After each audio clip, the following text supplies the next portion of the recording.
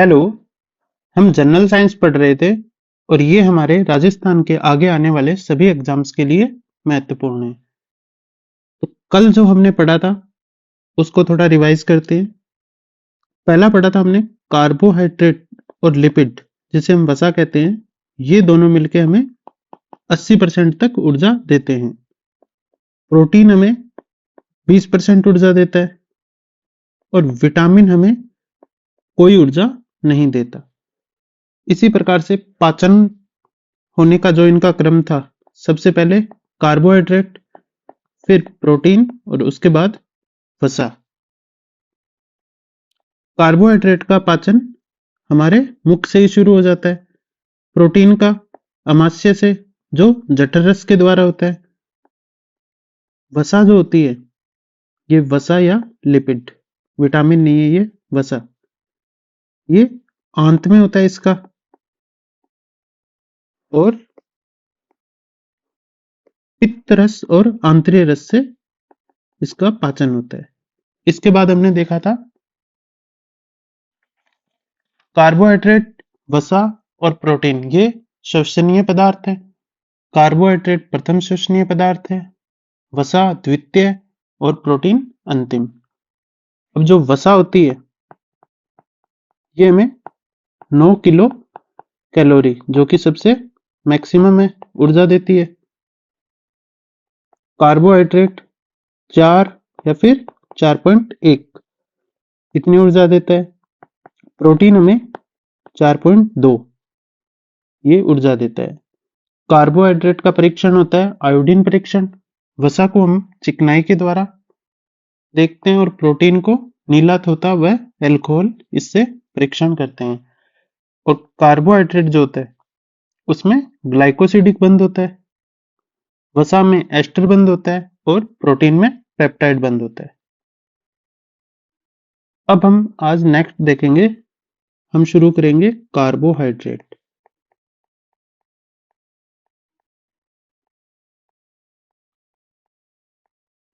या फिर इसको कह सकते हैं शर्करा।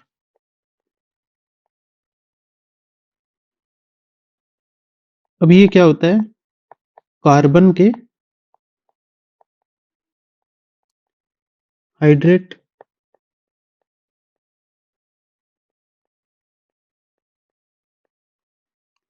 इसमें क्या क्या होता है, कार्बन होता है, हाइड्रोजन होता है और ऑक्सीजन।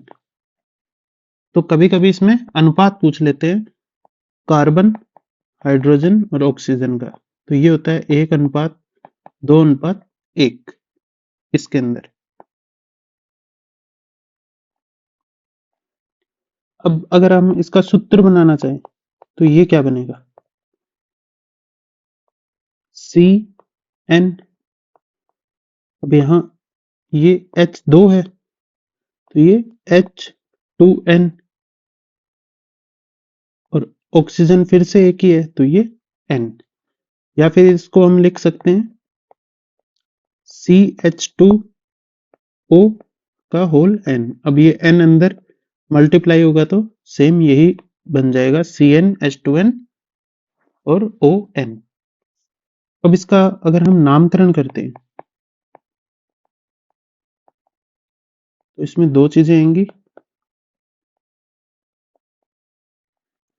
पहला होता है प्रीफिक्स, या इसको हम उपसर्ग या फिर पूर्व लगन कहते हैं। दूसरा होता है सफिक्स,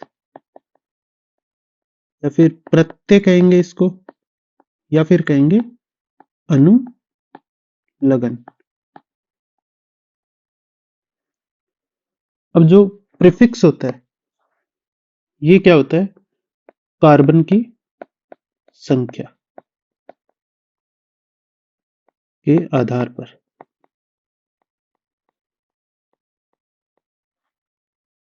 और जो सफिक्स होगा ये होता है ओज, जिसके भी पीछे ओज लगा होता है वो शर्करा या कार्बोहाइड्रेट होता है। जैसे C1, C2, C3, C4, C5 और C6।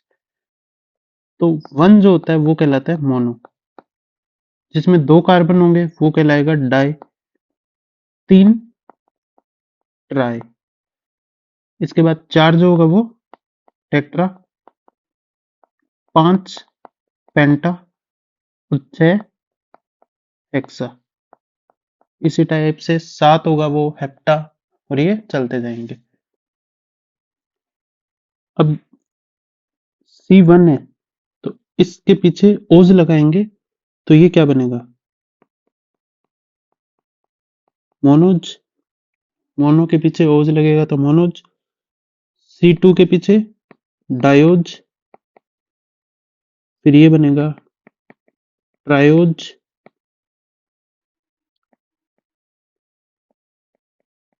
Tetrose,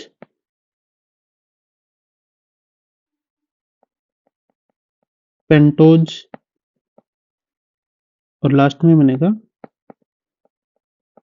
hexose. अब ये मोनोज, तो इसमें कार्बन की संख्या है 1, तो हाइड्रोजन कार्बन से दुगना होगा 2, और ऑक्सीजन कार्बन के समान होते हैं तो O। इसका फॉर्मूला ये हो गया। अब डायोज बनाएंगे तो C2H4O2, ये होगा C3H6O3। बस ये देखना हमें कार्बन 3 है, हाइड्रोजन 2 अधिक और ऑक्सीजन सेम, तो ये हो जाएगा C4H8O4। ये क्या होगा C5H10O5। ये होगा C6H12O6। अब ये जो होता है C6H12O6, इसको हम क्या कहते हैं, ग्लूकोज। और उसी टाइप से पेंटोज होता है, इसको राइबोज शर्करा कहते हैं। ये इनके नाम है। ये फॉर्मूला, ये जो सूत्र है इससे बना सकते हैं।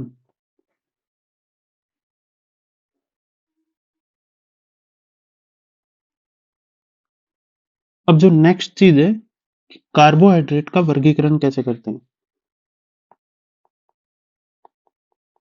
कार्बोहाइड्रेट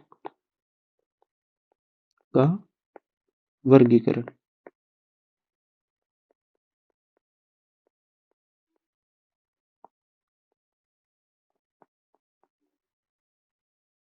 इसको 3 टाइप से बांटते हैं। पहला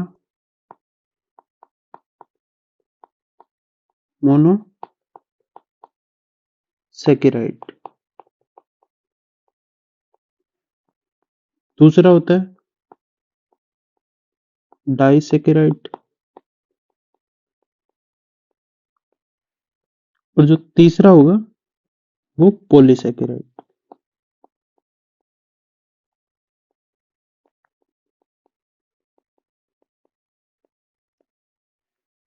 अब जो ये मोनो होता है ये एकलक कहलाता है।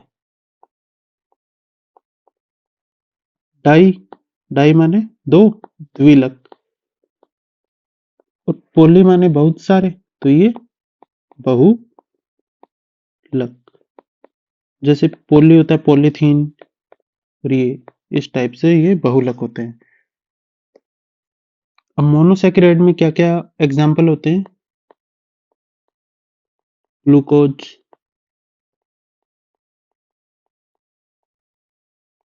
उसके बाद फ्रक्टोज,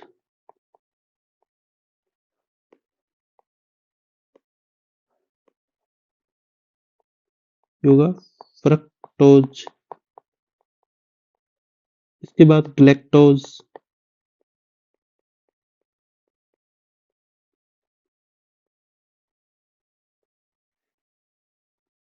और ये एक एग्जाम में भी आया हुआ है, ग्लिसराल्डिहाइड।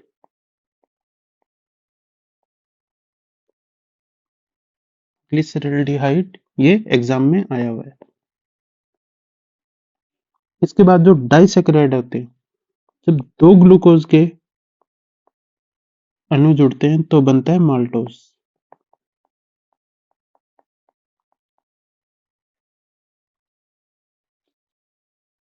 इसी टाइप से जब एक ग्लूकोज और एक फ्रक्टोज जुड़ते हैं तो बनता है सुक्रोज, या इसको सुक्रोज भी लिखते हैं।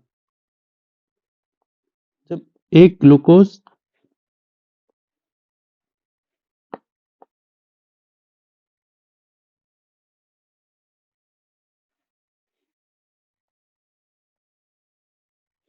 जब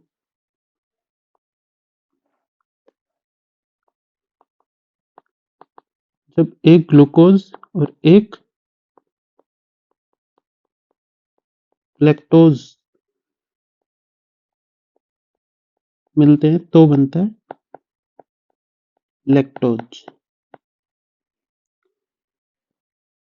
अब इसमें ये जो माल्टोज और सुक्रोज या सुक्रोज ये होते हैं, ये हमें पादप से प्राप्त होते हैं, और जो लैक्टोज होता है ये जंतु में होता है।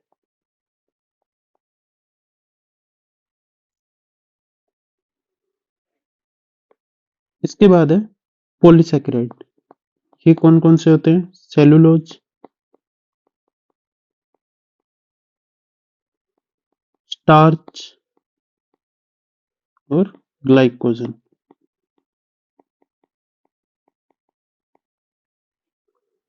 अब इसके अंदर भी सेल्यूलोज और स्टार्च जो होते हैं वो पादप है, पादप में होते हैं, और ग्लाइकोजन जंतु में। ये तो इनका वर्गीकरण हो गया। अब हम इन्हें एक एक करके अलग से पढ़ेंगे।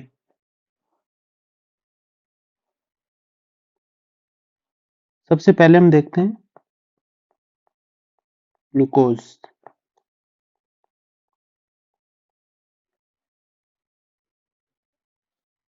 ग्लूकोज जो है वो एक सरल शर्करा है। सरल इसीलिए क्योंकि ये मोनोसैकेराइड है,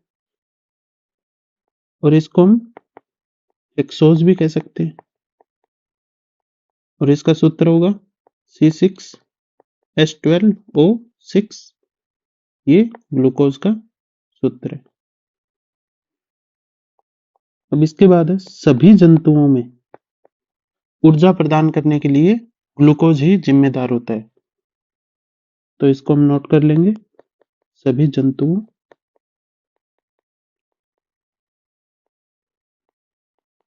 में ऊर्जा प्रदान करने के लिए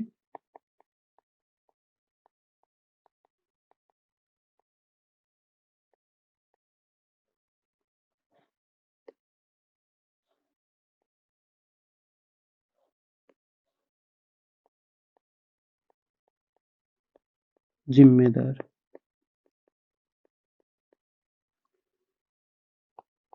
ग्लूकोज होता है वो कोशिका का ईंधन होता है, क्योंकि ये डायरेक्ट ब्लड के अंदर दिया जा सकता है।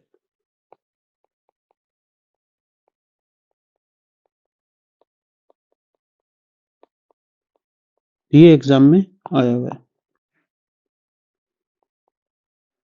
जो रक्त में उपस्थित शर्करा है उसको ग्लूकोज ही कहते हैं।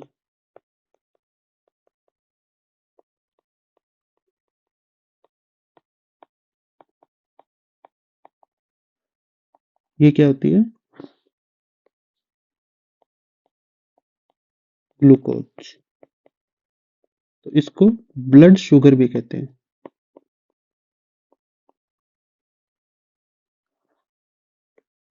अब हमारे ब्लड में जो शुगर है उसको मापते किस में है वो देखते हैं।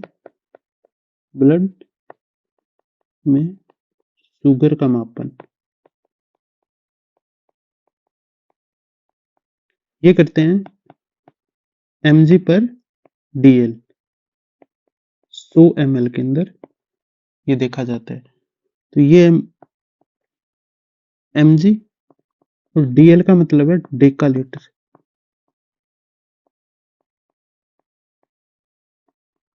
मतलब 1 लीटर का 10वां हिस्सा जो है उसमें मापा जाता है, जो कि होता है 100 ml।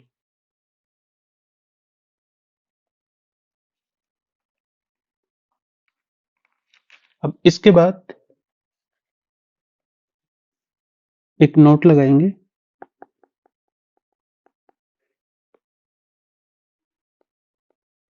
यदि खाने से पूर्व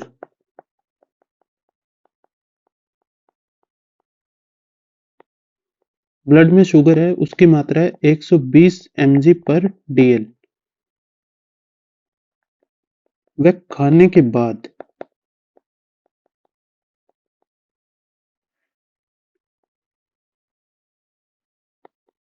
जो 200 mg पर dl हो या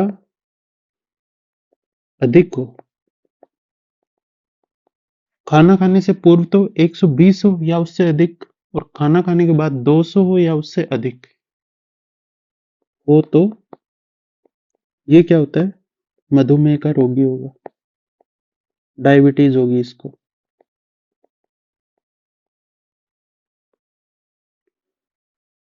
अब खाना खाने से पूर्व की नॉर्मल रेंज क्या है?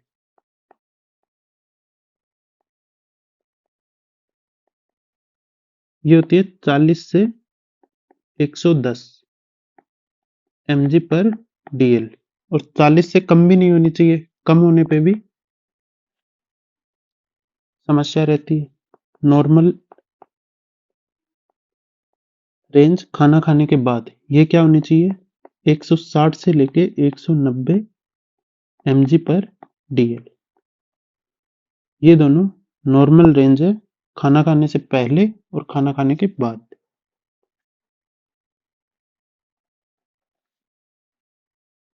अब देखते हैं कि मधुमेह का रोगी जो होता है उसमें शर्करा की जांच करते हैं, उस परीक्षण को क्या कहते हैं? मधुमेह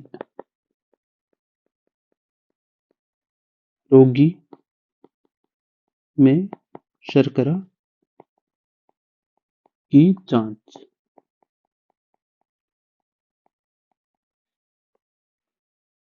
इसको कहते हैं बेनेडिक्ट परीक्षण।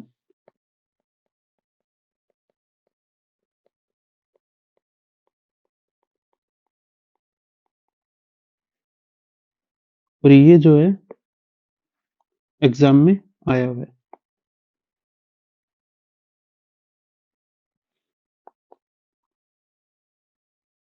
अब ग्लूकोज मापने का जो यंत्र होता है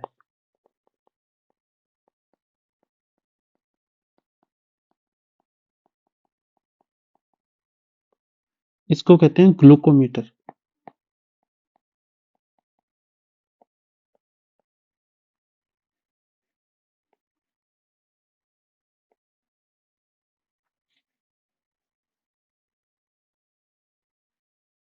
अब एक चीज जो होती है कि ग्लूकोज जो होता है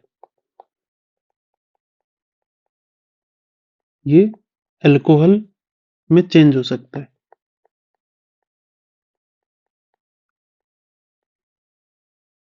और ग्लूकोज का अल्कोहल में चेंज होना ये प्रक्रिया कहलाती है किण्वन। और किण्वन की प्रक्रिया जो दी थी इसका सबसे पहले बताया था लुईस पास्चर ने।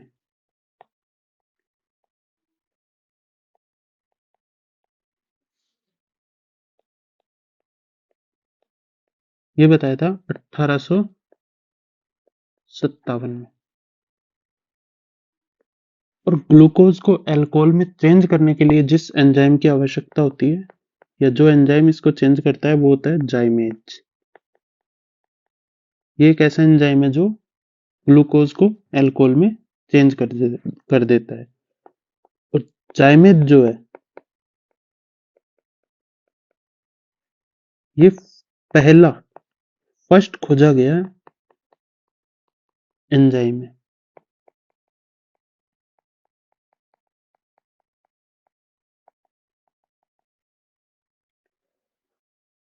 और जाइमेज की खोज किसने की? उनका नाम था बुकनर।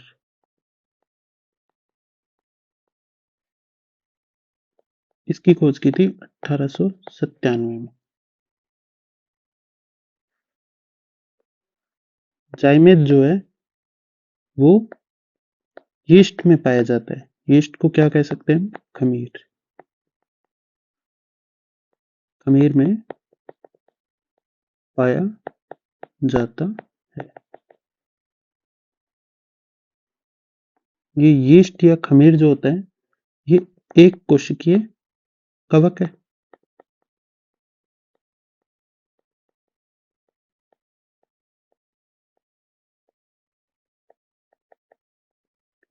तो ये जो क्वेश्चन है कि यीस्ट क्या है, एक कवक, ये एग्जाम में आ रखा है।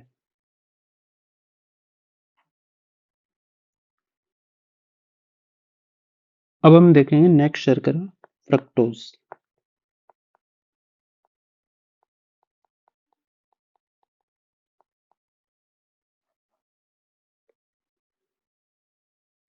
फ्रक्टोज जो है सबसे मीठी शर्करा है।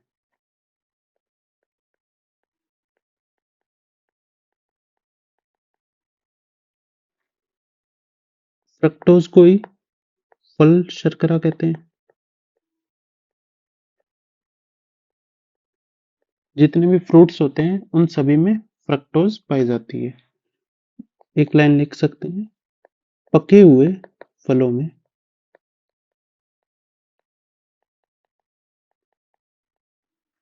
फ्रक्टोज होती है।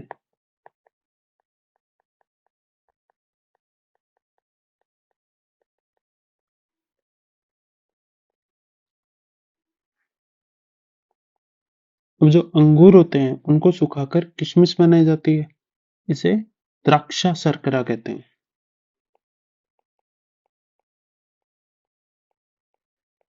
अंगूर को सुखाकर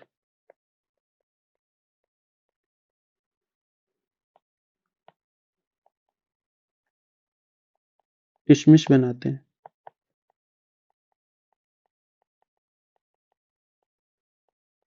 इसे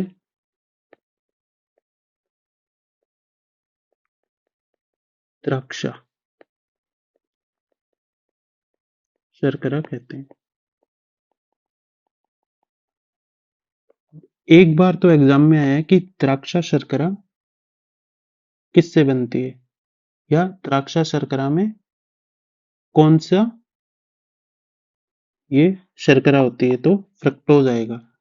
और एक बार एग्जाम में जब द्राक्षा शर्करा भी आ गया और वो मिलान करने वाला था, उसके अंदर फ्रूट शुगर अलग से था और द्राक्षा अलग से, तब द्राक्षा शर्करा के अंदर ग्लूकोज आंसर माना गया था और फ्रूट वाले के अंदर फ्रक्टोज।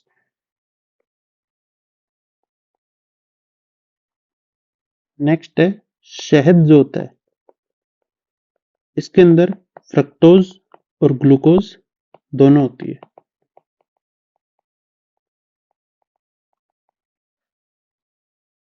और शहद में खनिज होता है एक, वो होता है फास्फोरस।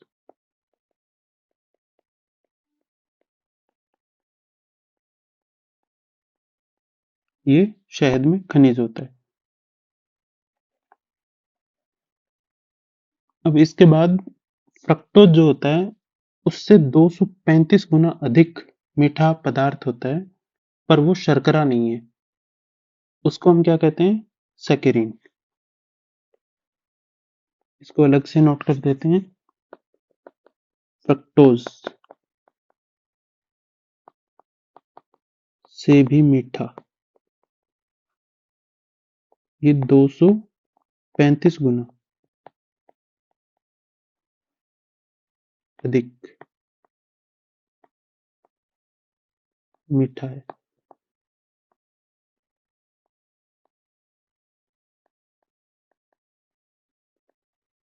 जो शर्करा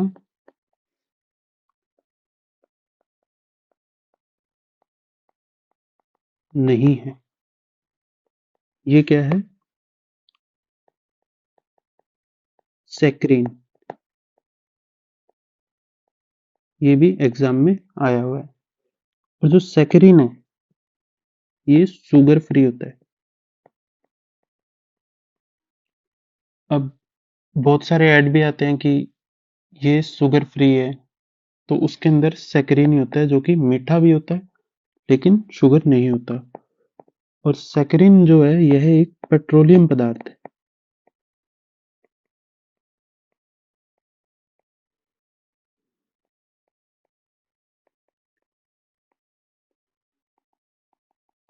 सैकरीन एक पेट्रोलियम प्रोडक्ट है।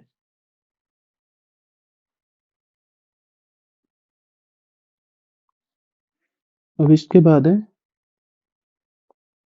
शक्कर या शर्करा से भी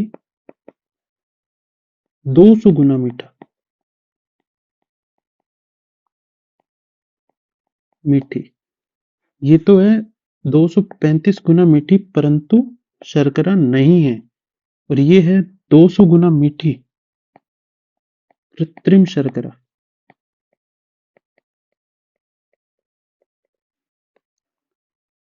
ये होती है एस्पार्टेम। ये भी एग्जाम में आया हुआ है।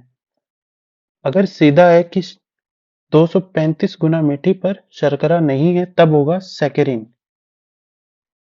और जब आए 200 गुना मीठी परंतु कृत्रिम शर्करा तब आएगा एस्पार्टेम।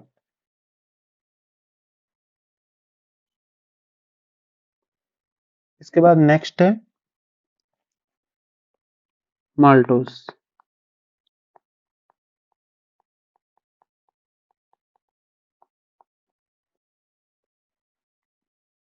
माल्टोज एक पादप डाइसैकेराइड है जो हम पहले देख चुके हैं।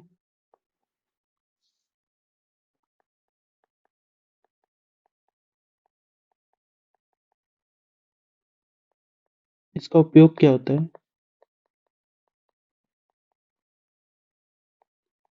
बियर बनाने में।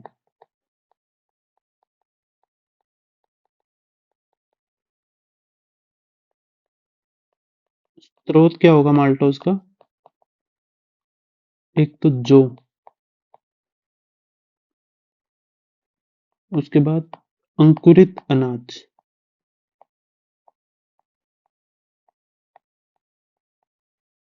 जौ और अंकुरित अनाज में माल्टोज पाई जाती है। नेक्स्ट है सुक्रोज।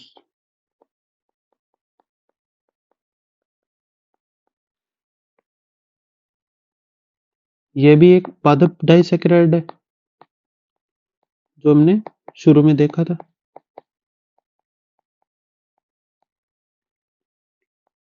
इसका उपयोग कहाँ आता है? चीनी उद्योग में।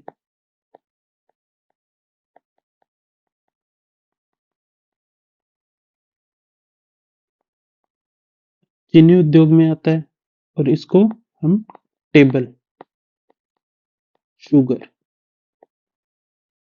ये कहते हैं। और ये एग्जाम में बहुत बार पूछा हुआ है। टेबल शुगर किसको कहते हैं? सुक्रोज या सुक्रोज को। चीनी उद्योग में आता है तो इसका स्रोत क्या होगा? गन्ना।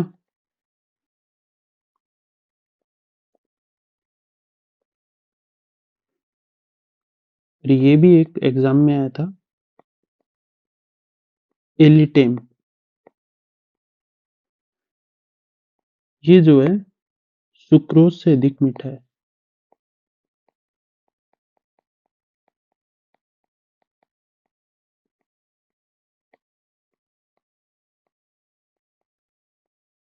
अधिक मीठा होता है।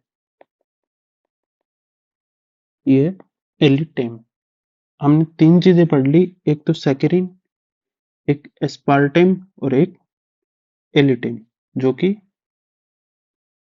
सैकरिन और एस्पार्टेम तो थी फ्रुक्टोज से ज्यादा मीठी, और जो एलिटेम है ये सुक्रोज से ज्यादा मीठी। ये एग्जाम्स के अंदर तीनों ही एक एक बार पूछी जा चुकी है। नेक्स्ट है लैक्टोज। लैक्टोज शर्करा है जो जंतु डाइसैकेराइड है।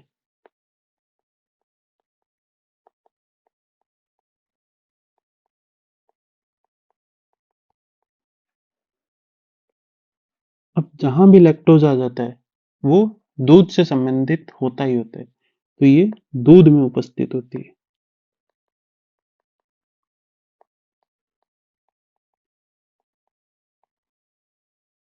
तो इसको दुग्ध शर्करा भी कहेंगे।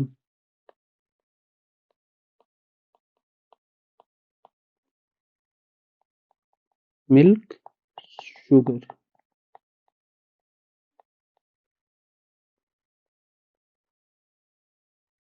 और अगर पूछा जाए लैक्टोज सबसे अधिक किस में पाया जाता है, तो ये होता है महिला के दूध में।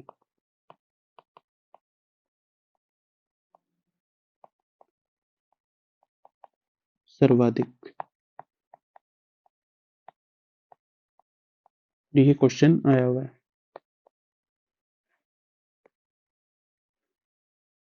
अब एक होता है दूध। दूध से दही बन जाता है।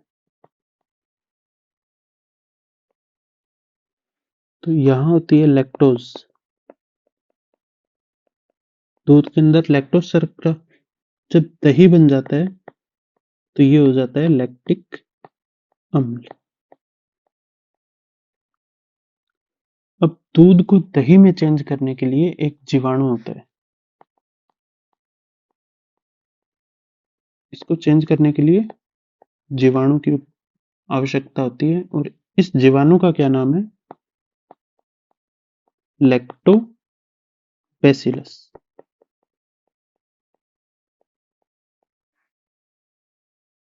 कई बार तो ये क्वेश्चन आया हुआ है कि दूध को दही में परिवर्तित करने के लिए कौन से जीवाणु की आवश्यकता होती है? लैक्टोबैसिलस। और एक बार ये क्वेश्चन आया है कि लैक्टोबैसिलस जो होता है उसकी आकृति क्या होती है?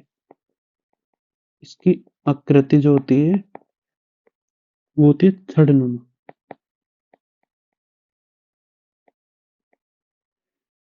ये क्वेश्चन भी आया हुआ है, लैक्टोबैसिलस जीवाणु की आकृति। इसके बाद हमारा बच गया है अब पॉलीसैकेराइड। मोनोसैकेराइड और डाइसैकेराइड हो गए। नेक्स्ट है पॉलीसैकेराइड।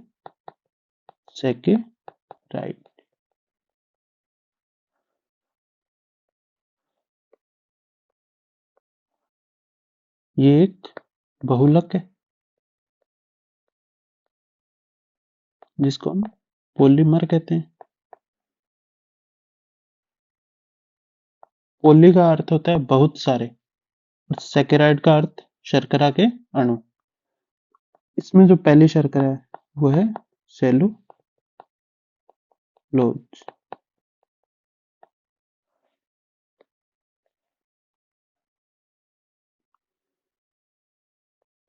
प्रकृति का सर्वाधिक और सबसे बड़ा बहुलक है ये। सर्वाधिक व सबसे बड़ा बहुलक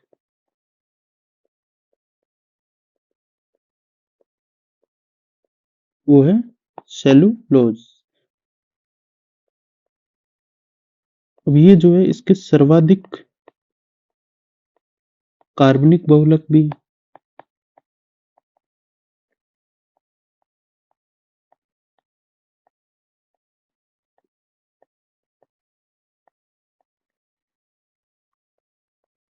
अब ये क्वेश्चन भी एग्जाम में आया हुआ है कि 3000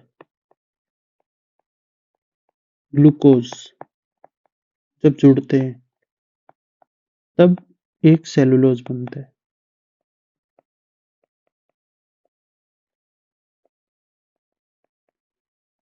ये जो है ये पूछा गया है कितने अणु जुड़ने पर एक सेलुलोज का निर्माण होता है। वहां आंसर था 3000। इसके बाद है ये पादप कोशिका जो होती है उसकी कोशिका भित्ति का निर्माण करता है। पादप कोशिका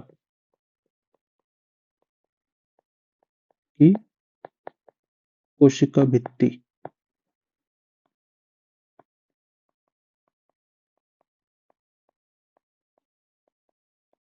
निर्माण करता है।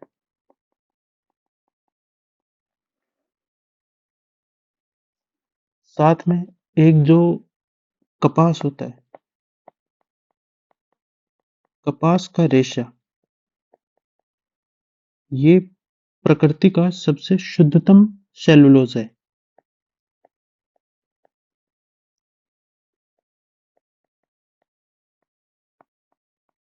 सेलुलोज। और जो कपास का रेशा होता है, इसको लिंट कहते हैं। ये क्वेश्चन भी आया हुआ है। और जब कपास का रेशा सेलुलोज है, और सेलुलोज एक टाइप की शर्करा है, इसका मतलब ये हुआ कि हर सेलुलोज जो शर्करा होती है वो मीठी नहीं होती।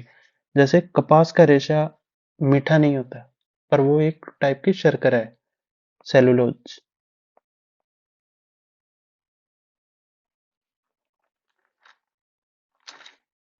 नेक्स्ट हम देखेंगे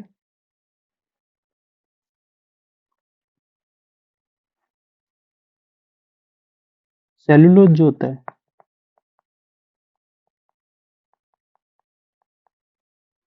मुख्यतः शाकाहारियों का भोजन है।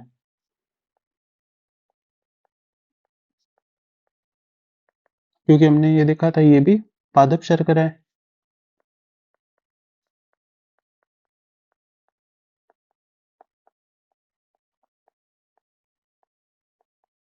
का भोजन है। जैसे गाय, भैंस, बकरी आदि।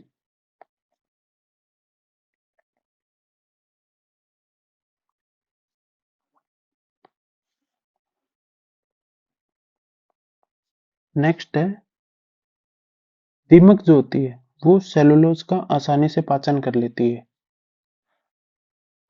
दीमक बहुत छोटी होती है, लेकिन ये सेलुलोज का पाचन कर लेती है, क्योंकि लकड़ी के अंदर भी सेलुलोज होता है, उसको ये एकदम खत्म कर देती है। लेकिन दीमक आसानी से सेलुलोज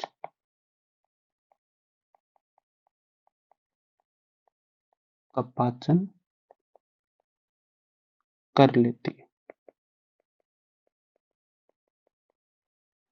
ये गाय, भैंस, बकरी, ये जो होती है, ये पहले तो पूरा का पूरा चारा खा लेती है। फिर इनके पेट में एक पार्ट होता है, रूमेन, उसके अंदर इसको इकट्ठा कर लेती है, और बाद में ये जुगाली करती है और इसको खाती रहती है। तो इनके पेट में जो पार्ट है रूमेन, उसकी वजह से इनको रूमेंट भी कहते हैं। रूमिनेंट, जो कि ये है रूमिनेंट। रूमिनेंट भी कहते हैं। और जो जुगाली करना होता है, उसको कहते हैं रोमेंथन। और रोमेंथन जुगाली करने वाले को कहते हैं। तो ये जुगाली रोमेंथन, जुगाली करना रोमेंथन कहलाता है, तो इनको रोमेंथी कहते हैं। अब ये जो है दीमक, दीमक की जो आंत होती है, ये क्यों सेलुलोज का पाचन कर पाती है? इसकी ये वजह है कि जो दीमक की आंत होती है, उसके अंदर एक सहजीवी प्रोटोजोआ होता है। उसका नाम होता है ट्राइकोनिम्फा, और वो इसका आसानी से पाचन कर लेता है।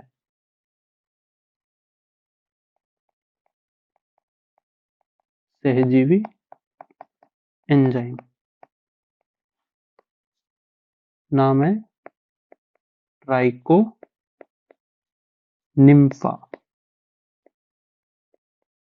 निम्फा पाया जाता है। ये दीमक की आंत में होता है।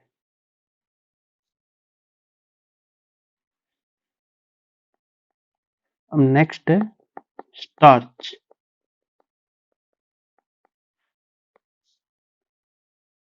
ये भी शर्करा का बहुलक है।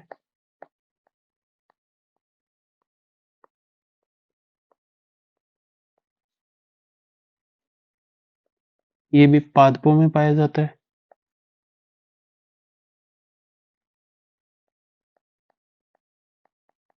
पादपों में उपस्थित। और जो स्टार्च जो होता है वो पादपों में अतिरिक्त भोजन के रूप में संचित रहता है। इसको लिख लेंगे हम, पादपों में अतिरिक्त संचित जो भोजन होता है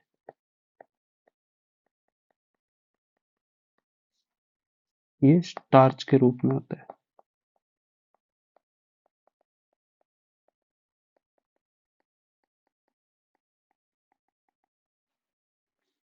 अब इसके स्रोत क्या है? सबसे पहले आलू, चावल, साबूदाना,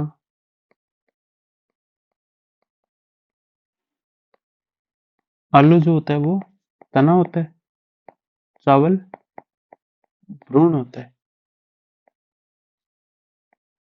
और साबूदाना जो होता है वो होता है लैटेक्स।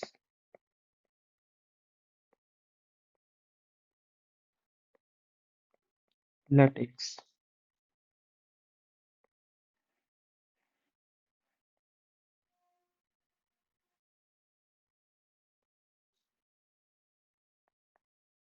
फिर आता है ग्लाइकोजन।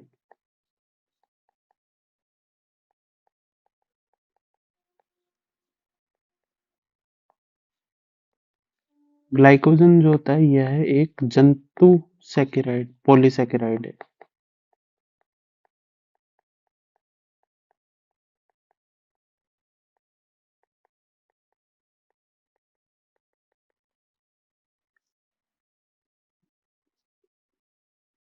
अब ग्लूकोज होती है हमारे शरीर में, ये जो एक्स्ट्रा ग्लूकोज हो जाती है उसको ग्लाइकोजन में चेंज कर देती है हमारी बॉडी। और ये कहाँ स्टोर रहती है? लीवर में।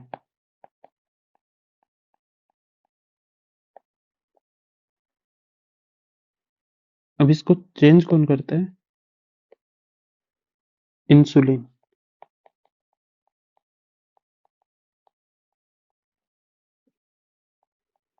इंसुलिन ग्लूकोज को ग्लाइकोजन में चेंज कर देता है और ये हमारे लीवर में स्टोर हो जाती है। और जब भी हमें ऊर्जा की आवश्यकता होती है तो हम इसको यूज कर लेते हैं। जो इंसुलिन होता है वो अग्नाशय से निकलता है।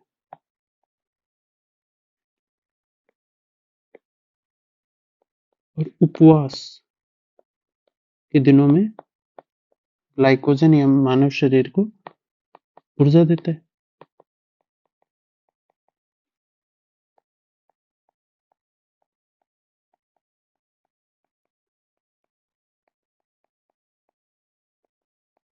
ऊर्जा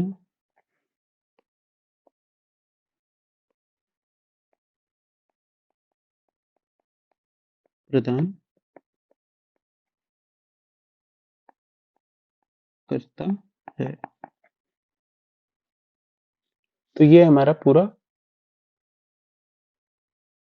हो चुका है आज का पार्ट, जो कि था कार्बोहाइड्रेट। इसके अंदर हमने देखा सबसे पहले कार्बोहाइड्रेट या शर्करा क्या होती है। कार्बन के हाइड्रेट होते हैं, इसमें एक कार्बन का अणु, दो हाइड्रोजन और एक ऑक्सीजन, और इसका सूत्र CnH2nOn, या इसको CH2O की होल ट्वाइस N भी लिख सकते हैं। फिर हमने देखा नामकरण कैसे करते हैं, 1 को मोनो, 2 को डाई, 3 को ट्राई, इसी टाइप से आगे। फिर इसका जो पूर्व लगन होता है ये तो कार्बन की संख्या पे आधारित रहता है, और अनुलगन ओज रहता है हमेशा।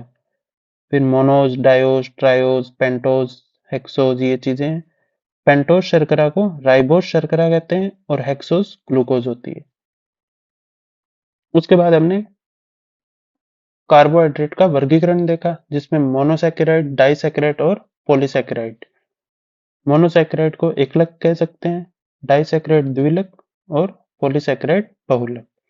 मोनोसैकेराइड के जो एग्जाम्पल हैं, ग्लूकोज हो गया, फ्रक्टोज हो गया, ग्लैक्टोज, ग्लिसरल्डिहाइड। और ये जो एग्जाम में आया था, इसके अंदर मोनोसैकेराइड के जो ऑप्शन में था ग्लिसरल्डिहाइड ही था। उसके बाद डाइसैकेराइड माल्टोज, सुक्रोज, लैक्टोज ये होते हैं। पॉलीसैकेराइड सेलुलोज, स्टार्च और ग्लाइकोजन। फिर इनको हमने पूरा विस्तार से देख लिया। और ये जो है द्राक्षा शर्करा, ये इंपॉर्टेंट है इसके अंदर। और शहद में फास्फोरस खनिज होता है, ये भी इंपॉर्टेंट है। और सैकरीन, एस्पार्टेम और एलिटेम, ये ऐसी शर्कराएं हैं जो, वैसे सैकरीन जो है वो शर्करा नहीं है, एस्पार्टेम जो कि कृत्रिम शर्करा, और एलिटेम ये सुक्रोज और वो फ्रक्टोज से अधिक मीठी शर्कराएं हैं। तो ये आज की पूरी क्लास थी। अब नेक्स्ट क्लास में हम देखेंगे वसा, जिसको हम लिपिड भी कहते हैं। Thank you.